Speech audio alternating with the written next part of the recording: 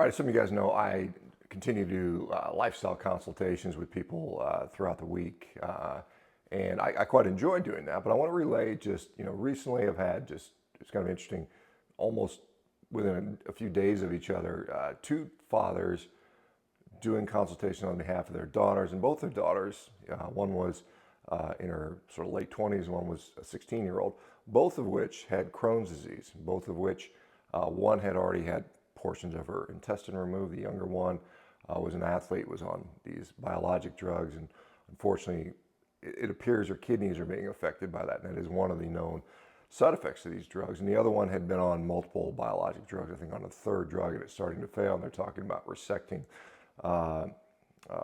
bowel from this poor girl. And, this is kind of typical. I mean, this is what we see, particularly with Crohn's disease. About 40%, I think, go on to have some sort of bowel resection.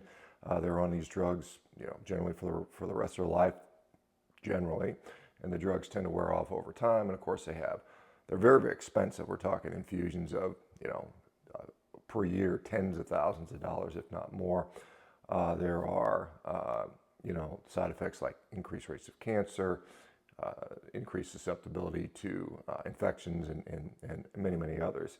And, you see the frustration in the parents' eyes that, their child has got this sort of awful thing, which I believe is, in many ways,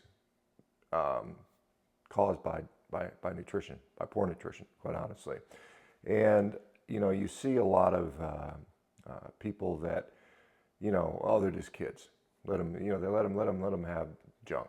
And it's even parents that have cleaned up their own diets and realize that they've been basically poisoning themselves are okay with their kids eating that. Well, they're kids; they can eat. And to me, I think about it like, if I wouldn't be willing to eat that, why? Why would I feed it to my kids, who I, in theory, love? Right? I mean, why would I do that for them? Why would I do that to them? And then, years later, now I'm sort of behind the eight ball, so to speak.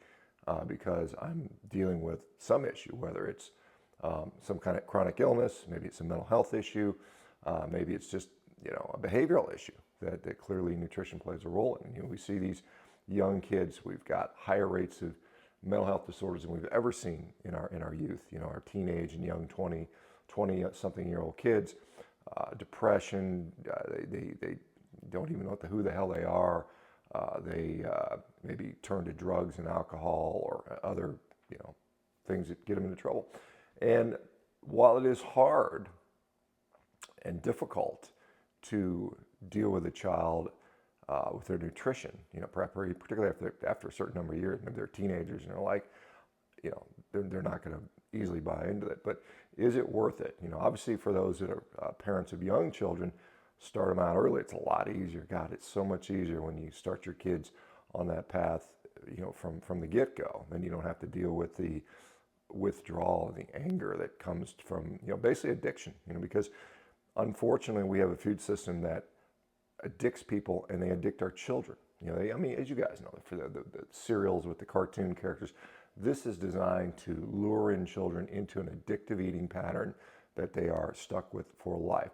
For you guys who don't know that, most of our adult eating patterns, how we eat as adults, occurs, in our adolescence. Whatever you do as a teenager often will stick with you for life, for most people. I was in a grocery store behind this woman who got the senior citizen discount, and I'm looking at her food, and it looked like she was buying food for an 8-year-old. It was all junk food. Honestly, the stuff, cookies and candies and all kinds of, a few pieces of fruit in there, token fruit in there because it's healthy, and the rest just crap, right? So this is a challenge we face, and I hate to see. I don't like seeing anyone sick, but particularly young kids with these awful diseases, which in my view are preventable by good diet and lifestyle early on in life. And it's unfair to the kids because it's not their fault. It's a parent's fault. And in part, because we've been misled and we have a food system that preys upon our physiology, our manipulative, addictive physiology, sure, the blame is outside there. But once you know, as a parent, and most of you guys that have been following me know this stuff. There's no reason your kids should not be transitioning that way very soon, whether you're a parent, an uncle, an aunt, a grandparent.